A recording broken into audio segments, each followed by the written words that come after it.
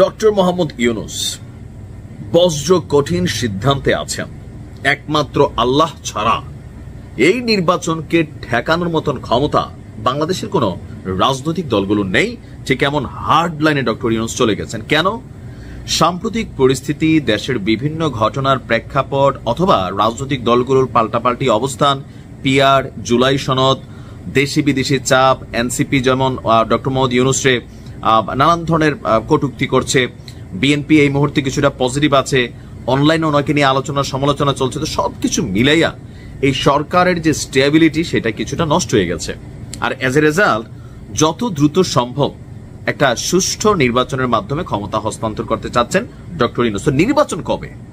BNP বরাবর বলতেছিল, কালকেও দুদুভাই বলতেছিল যে দুলুভাই যে 26শে ফেব্রুয়ারির মধ্যে নির্বাচন হয়ে যাবে, কারণ ফেব্রুয়ারি মাস 28 তারিখের। এর মাঝখানে সবাইকে চমক দিয়েছেন প্রধান উপদেষ্টার প্রেস সচিব শফিক ভাই।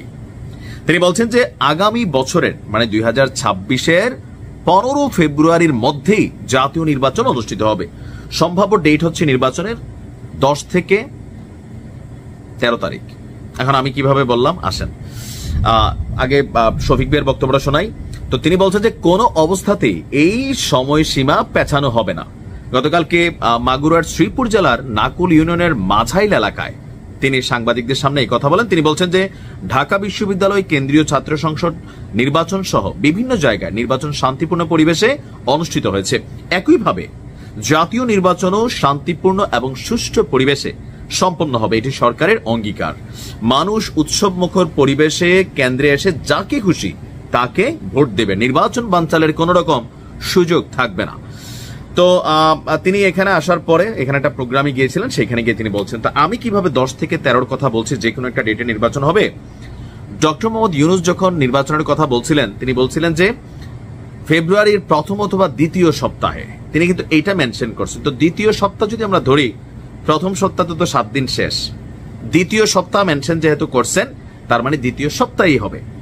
এখন দ্বিতীয় সপ্তাহটা 15 তারিখ পর্যন্ত যায়, শফিক ভাই 16 তারিখ বলছেন যে নির্বাচন শেষ হয়ে যাবে, ফলাফল ঘোষণা করতে তো 1-1.5 দিন লাগবে। তার মানে আপনি দেখবেন যে 10 থেকে 13 তারিখের মধ্যে, 13ই ফেব্রুয়ারির মধ্যে আগামী জাতীয় সংসদ নির্বাচন হতে যাচ্ছে। যদিও এখনো নির্বাচনের আগে বেশ কিছু দাবি দেওয়া এনসিপি তাদের জায়গা থেকে বলতেছে, বিএনপি বলতেছে, জামাত ইসলাম বলতেছে। তবে জামাতের বলা আর মাঠের রাজনীতি দুটারই কিন্তু ভিন্ন। এটা প্যারাড অফ পলিটিক্স, যে সরকারকে চাপে রাখা। আর ডাকসু নির্বাচনের পরে জামাতের তো স্পিড বলেন, এনার্জেটিক অবস্থান বলেন অনেক দূর বেড়ে গেছে। আবার বিএনপির মধ্যেও একটু ডিমোরালাইজেশন আসছে। তবে বিএনপি আশাবাদী যে মাঠ পর্যায়ে ডাকসু একটা নির্দিষ্ট গণ্ডির মধ্যে নির্বাচনটা হয়েছে ফাইন, কিন্তু সারা বাংলাদেশে বিএনপির যে জনপ্রিয়তা সেটাকে জামাত টিকাইতে পারবে না, বা সেটার সামনে জামাত টিকতে পারবে না অথবা ঠেকাতে পারবে না। কিন্তু জামাত আবার ভিন্ন রাজনৈতিক কৌশল নিয়ে হাঁটতেছে, লাইক চরমনাই পীর, হেফাজতে ইসলাম, আরো যে দলগুলো আছে তাদেরকে কোথাও না কোথাও একত্রিত করে জামাত যদি নির্বাচনে আসে, আপনি মনে রাখেন নির্বাচনটা হার্ড ওয়েতে চলে যাবে। কারণ এই মুহূর্তে বাংলাদেশে বাম বা সুশীলদের যে রাজনীতি সেটার কিন্তু একটা নেগেটিভ অবস্থান বা ক্রান্তিকাল চলছে। তো সেই ক্ষেত্রে তারেক রহমান সাহেবের বক্তব্যগুলো আপনি যদি প্রতিনিয়ত স্টেটাস বা তিনি যে বক্তব্য দেন, দেখবেন একটাই কথা, মানুষের মন জয় করো।